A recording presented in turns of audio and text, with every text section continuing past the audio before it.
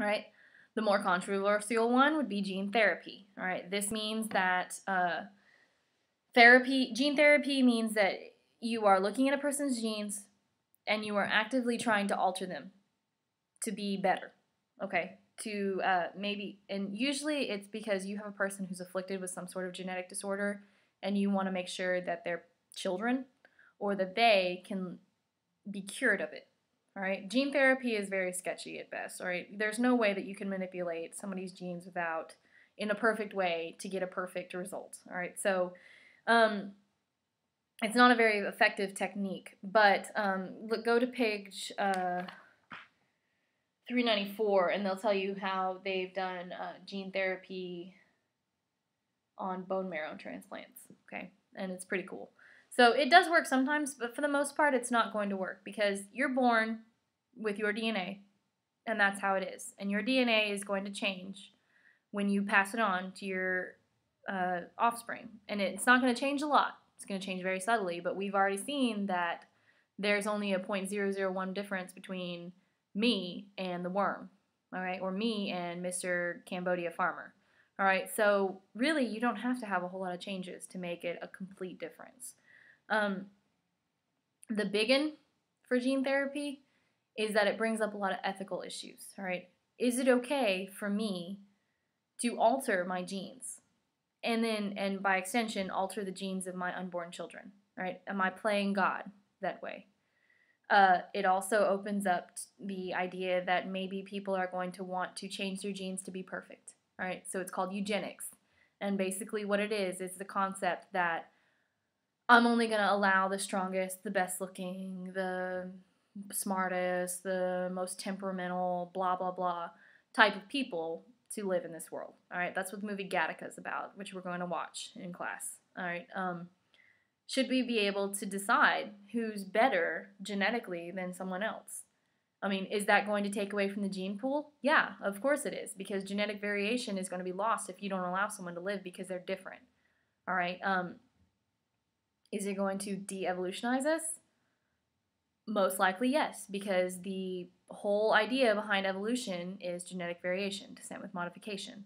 So if we've got people who may have a small affliction that keeps their genes from carrying on because of that affliction, maybe it was just a fluke. Maybe it's only in their genetics. You know, maybe their children would be fine, but we'll never know, right? Because we have basically taken it upon ourselves to tell them that they cannot reproduce. All right, and that raises some sketchy stuff, you know, stuff that we're not really prepared to meet head on with the public and with pharmaceutical companies and, you know, Mr. President and all that stuff. So it's a sketchy little thing to be talking about, and we can talk more about it in class if you're that interested. Okay. Another application, mass-producing pharmaceutical company products. All right, so my big one is going to be the pigs. All right, pigs can produce the growth hormone that we need for stunted growth. We basically inject the genes into a pig. It produces all of the growth hormone. We take it out of the pig, we purify it, and we bottle it up, and you can inject it into your child who is stumpy, okay, or something. All right. Same thing with insulin. We actually grow our insulin from pigs. So it's mass producing. My favorite one, forensic applications. All right, that gel electrophoresis, DNA fingerprinting, all that stuff, that is stuff that we can use to catch killers, to catch rapists, to figure out violent crime victims and stuff like that. All right, they've already started using it to start identifying victims of Hurricane Katrina. We will be going there in May. Okay, that's the lab I'm going to take you to. All right, it has some environmental apps. All right, you've heard of the microbes that are released when there is some sort of oil spill. All right, those are genetically modified microbes. There's no such thing as a microbe that can efficiently get rid of oil that fast. All right, we've genetically engineered those. All right, so it's good for environmental stuff, for those plants that need more pesticide resistance, for to get rid of ants. Okay, there's all sorts of things. The big one is, the other big application is going to be farm animals, all right, PHARM, farm animals. All right, these are transgenic organisms.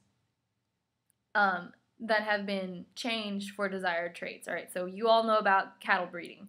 You breed the biggest, the best bull with all of your females to get the biggest and best progeny. All right, so we can actually breed animals to get thicker wool, to get more milk production, something like that. Okay, and then, but then also we can use these farm animals as medical factories. All right, this is what I'm talking about with the insulin and stuff. Okay, so then the more controversial thing, so well, we can, you know, genetically modify organisms to for thicker wool and stuff. Why can't we modify them to have more meat so that we can kill them and eat them? Right? That also raises ethical issues about how we don't want to, you know, eat genetically modified animals. Plants are okay. We've got genetically modified plants to be bigger and juicier and whatever, more resistant to pesticides. But I mean, who gets to determine all this, right? We don't allow animals, but we allow plants. So the genetics is always going to bring up ethical issues, no matter what it is. All right, you can find someone out there is going to be squeaky wheel about everything.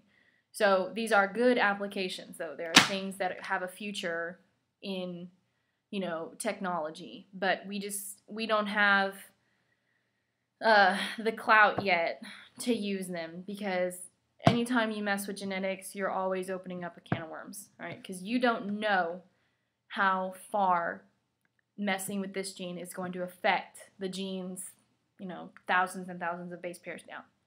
All right, we've already seen that our complexity, the fact that we can recombine things and there's different combinations will give us different things.